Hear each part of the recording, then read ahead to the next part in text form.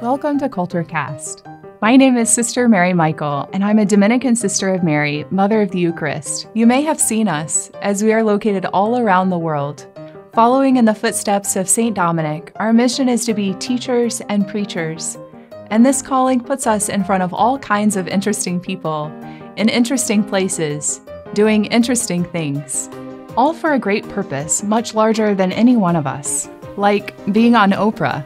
The Dominican Sisters of Mary invited us to their big day. Look at this. On the top of the Billboard classical music charts, or on a television game show. You better believe it! Join me every week as the CultureCast takes you inside Heaven's kitchen to show you how to cook for an army and become a culinary artist. Or go on the road with the sisters and become traveling pilgrims as you learn all the things that can be seen and those that are unseen. Or sit down with Mother Assumpta Long as she unlocks a few stories from some unsuspecting guests. Join us for unlikely adventures, and together, let's learn new things, see new places, and meet new faces on the CultureCast. This week on the CultureCast, join us for conversations with Mother Assumpta Long.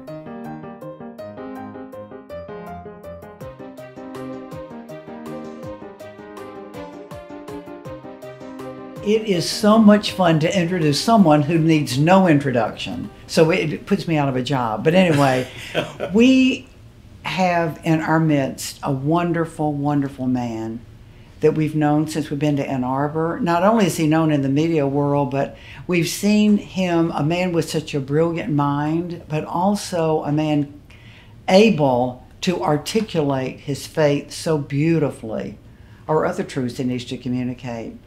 And God has given him some physical challenges, which he's just embraced. I'm sure with difficulty, though, like all of us. But I just want to hear it from him. How did you get in the media? Thank God the Holy Spirit led you, I presume, into this, because you've done so much for so many people.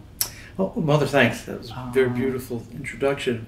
I got into doing media largely because when I encountered Christ in 1974, I was a student at Michigan State University.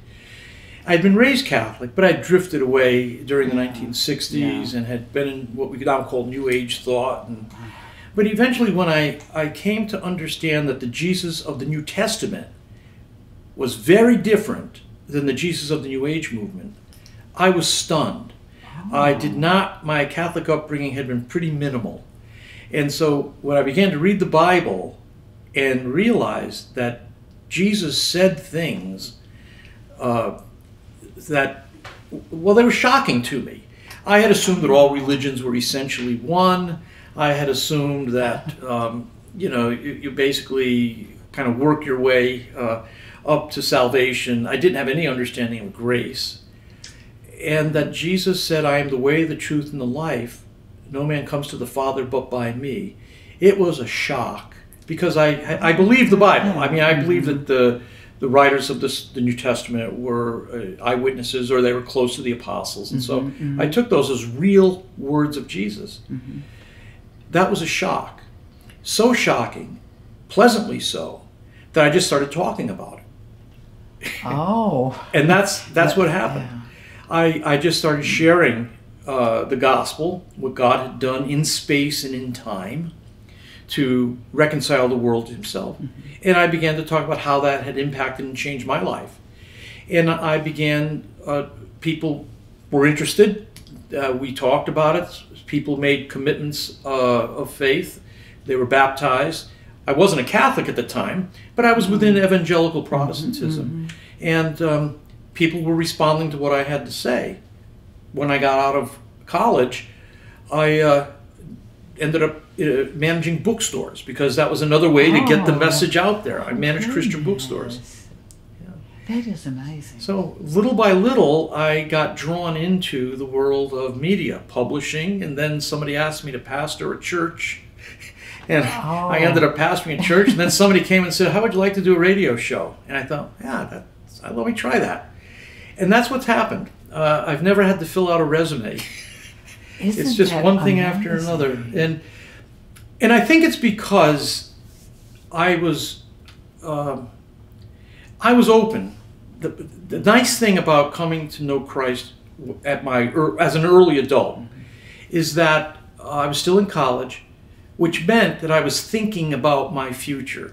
Yeah. And I always wanted my faith to be integrated with my future in some way. And so I had about 2 years to just live out my faith on campus, and then started with the bookstores. I got to know something about writing and publishing and communicating. And then because I did some teaching on the side, this one church asked me to come and candidate, and then they had an election and they elected me to pastor them.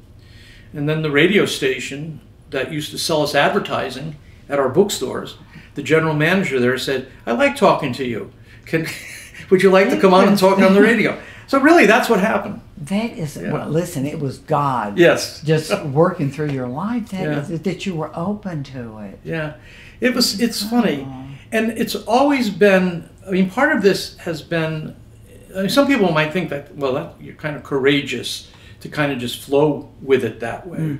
But it hasn't felt like a great exertion of courage. It's just been a willingness to trust that God is there and that He is telling a story through my life. And of course, Sally was one of the early people I shared the gospel with, and she believed in Christ, was baptized, and we ended up marrying.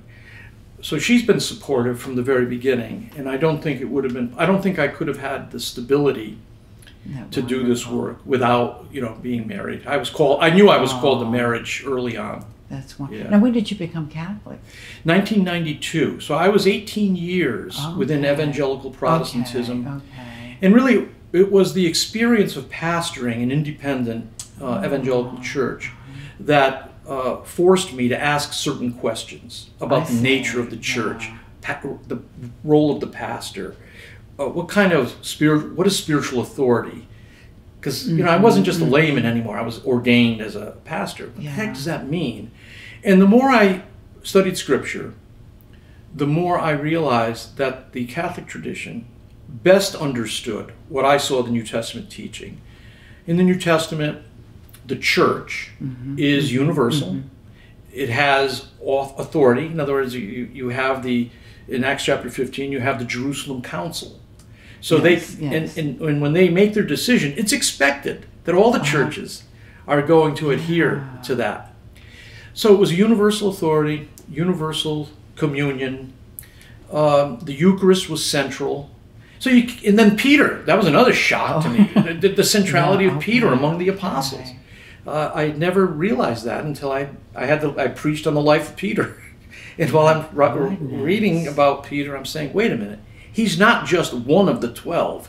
He's the prince of the apostles. He's the chief of the apostles. So after a while, you begin to say, of the Christian traditions that are out there, which of them insist on universal unity?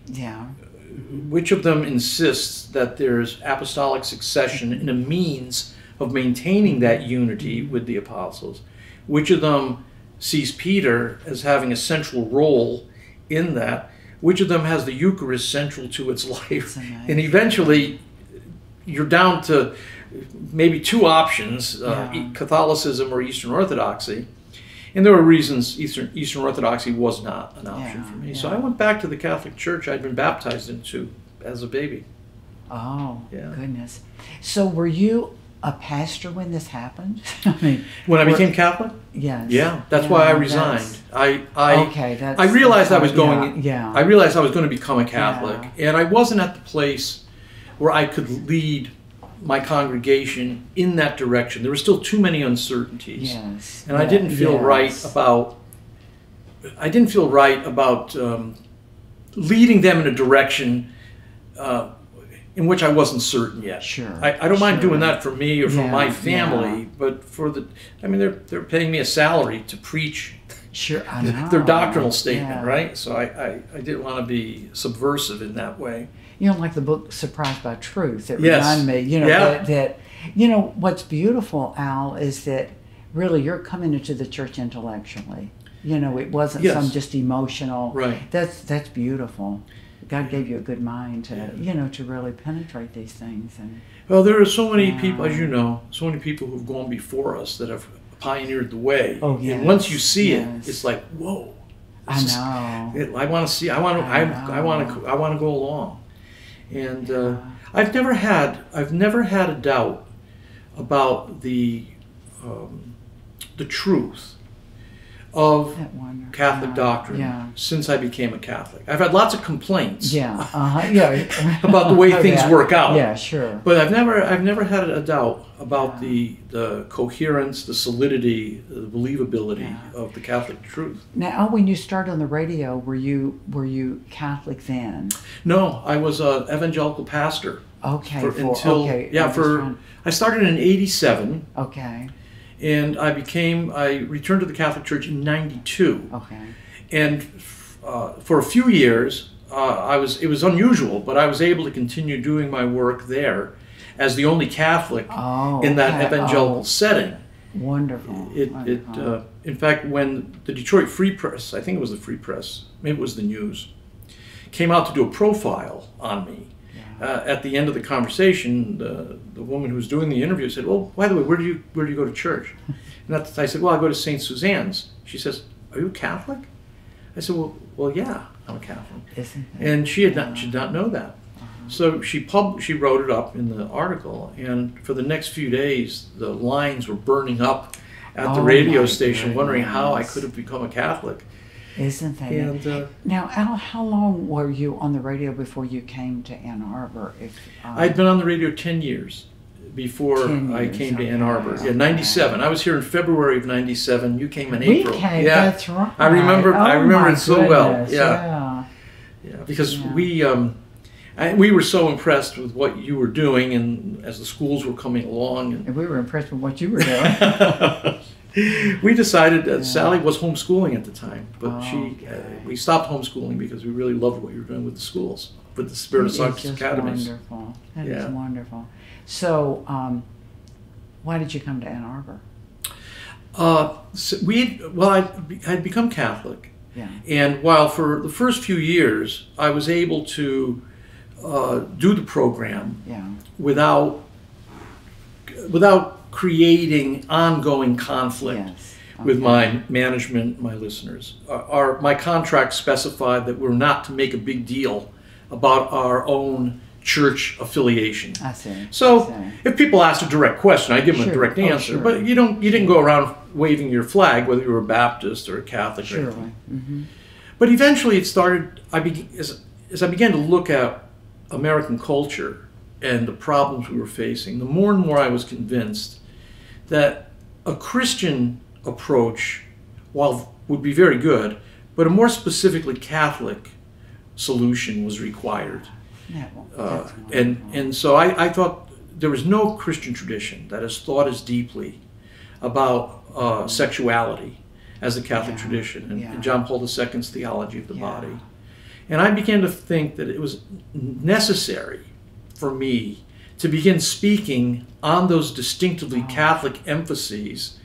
And when you've got a largely 90% evangelical Protestant audience, they'll listen for a while, but after a while they begin to think Surely, yeah. that you're riding your hobby horse. Yes. Yes. So we prayed for 2 years. We saw this coming, and we prayed for 2 years. And Sally had been on a pilgrimage with Father Ed and members of Christ the King. And we really liked the people there. And I also knew other people from Ann Arbor. Mm-hmm. So we said, well, what would you think of moving to Ann Arbor? I could get back to the Detroit station in about 20 minutes. Mm-hmm. So we said, yeah, let's go find a house in Ann Arbor. Good for you. So we got ready to buy property in this area, and I got hit with the flu the Christmas of 1996. I couldn't meet with the realtor to lay money down on the property. January comes along. I'm finally back, and I'm back on the air. I feel lousy. But the second week in January, Tom Monahan calls me. At that time, founder of Domino's Pizza, running Domino's Pizza. Yeah. We knew each other. We weren't close, but we knew each other. And he wanted to know if I would be interested in moving to Ann Arbor to start a media operation. So it was hard to say that God wasn't at work at this. That's for sure, thank God. Right. Yeah. So that was in January of 97, and by the end of February 97, we had moved to Ann Arbor that quickly. And we're so blessed to have you here, Al. Well, I mean, we are so blessed. I mean, you've been just such a blessing for the community and all of us. I mean, your example, and tell us about your physical challenge. Sure. You've had, God is really like fortifying you for a lot of things. So that was as, I can't imagine what Sally went through, but we were in agony also with you. In fact, I just found the big cards that the kids made here. Oh, really? That sent me, yeah. And we got tremendous. When I was in the hospital, I got extraordinary support from the sisters, from the students at the school. Yeah, what happened? Let me tell you what happened. I was actually in a fairly bad place spiritually, and I knew it, and I was just running on empty. And I hadn't taken time for retreat in a long time. And I knew something was going to have to happen. There were too many patterns of, again, drivenness is what, rather than being called, I had a sense of being driven. Okay. And that's different than being called. So my sense of call was getting messed up. And I was beginning to feel driven. I had to do this. I had to accomplish that. I had to manage this thing or that thing. And I was staying up too late. I was getting up too early. I was eating too much. I was drinking too much. I was not spending as much time as I needed to with my kids. And I knew, I said to Sally, I said, something's going to have to give. And I came down with I came down with a serious, like a strep infection or something. I was flat out on my back, and I began to get a pain in my lower back. That was on a Friday.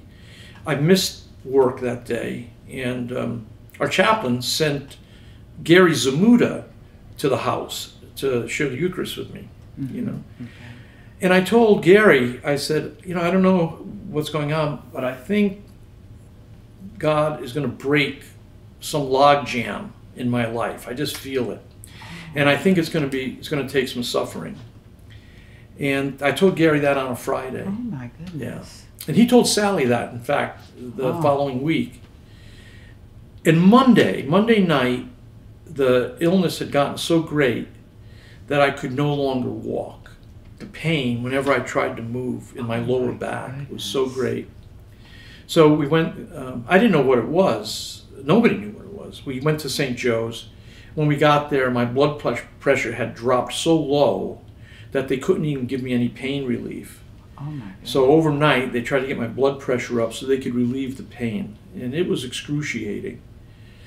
The next morning, I awoke. I felt mildly better. I had pain relief. Father Ed Freedy came by, shared the Eucharist with me. Father John Ricardo dropped by, and we talked a little bit. And I said, I think the Lord is doing something here. I feel incredibly blessed because I did think this was in God's providence and His...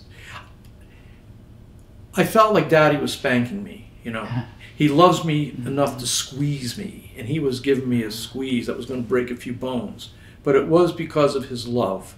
So I was aware of that, which is a rare, I think fairly rare. And doctors came in. Doctors said to me, Mr. Kresta, you're a very sick man. I said, oh, okay. Well, when will I be able to go home? He said, well, no, we want to show you something. They showed on my left leg that there had been a kind of a purple streak rising up in my leg. It was a few inches long. And they said, hey, that's growing about an inch every hour, I think they said. Oh my. I said, I've never seen anything like that before. He said, well, I think what we're going to have to do is we're going to have to go in and do some surgery. We might have to take your leg. And I said, whoa, wait a minute here. I mean, I wasn't counting on that. Can you tell me, shouldn't we get a second opinion? Yeah. And there were about 4 of them gathered around me. And one of them said, well, Mr. Kresta, we don't have time to do that. If we don't start on the next 20 minutes getting started, you may be dead in the next 3 hours. Oh, so that's what they told me. Well, at that point, you don't have much choice. Yeah. It's your leg or your life, right? So we got, I got prepared. They did all the work to bring me into surgery. Again, God's grace was present at that time. I wasn't terrified at all. I did not want to think about the children. I kind of avoided that because I thought that might destabilize me. But I did see Sal, and we talked. I thought she gave me a kiss just before I went into surgery, but apparently it was some other woman. Goodness. I don't know who that was now. She says no. But I went into surgery, and I didn't wake up for 5 days.